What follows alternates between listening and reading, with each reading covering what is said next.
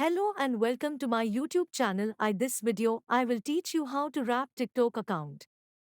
You for this purpose you have to first open your TikTok and then go to profile. There you can see the three lines on the top, clock on it, and then you can see account on the first place. Click on it .th and click on download your data.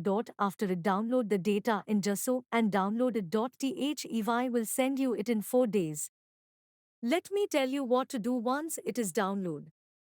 Okay, so first open your browser and write there TikTok Wrapped and then open the first link on TikTok Wrapped.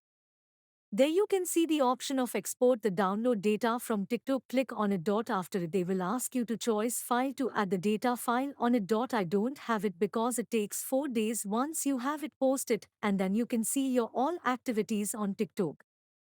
That's all how to make TikTok Wrapped. Hope this video helped you to get TikTok Wrapped. If you like the video, do share it with your friends. Thanks for watching.